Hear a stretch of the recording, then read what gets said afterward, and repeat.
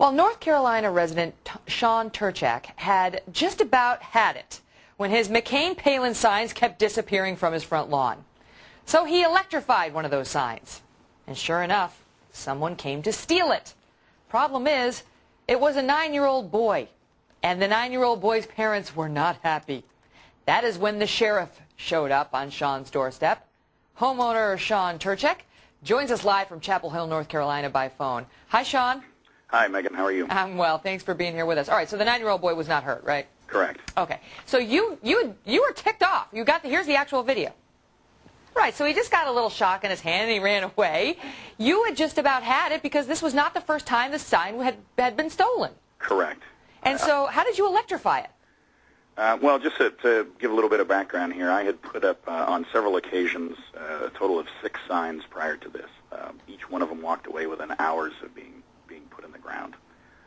So my intention here obviously was not to hurt anyone. It was simply to provide a deterrent effect so that future signs wouldn't walk away.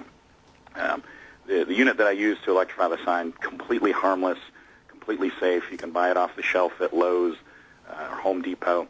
It's simply a small pet containment system that I connected to conductive tape that is designed for the purpose of electric fencing. Right, and obviously you weren't looking to commit any sort of a crime because you installed a video camera not only of yourself doing it, but also of the sign so you could see who was doing it. Yes, obviously, and there were signs posted underneath the signs and off to the left indicating that that it was an electrified fence, and so yeah, I clearly was simply trying to keep people from stealing my private property from my.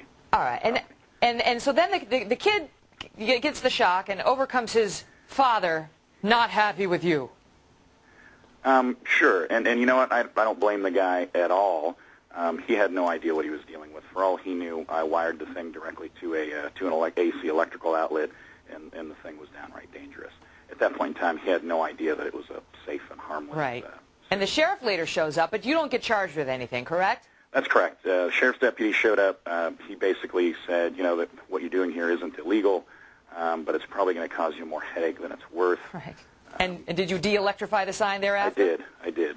Yeah, I got to go, but I want to ask you, Sean, is this what kind of town is this? Is this a red town, a blue town? I mean, what does it come to when you have to electrify your sign just to keep a McCain-Palin sign on your lawn? So the news here is not that there was an electric fence or a camera. The news is that there's a conservative actually living in Chapel Hill, North Carolina.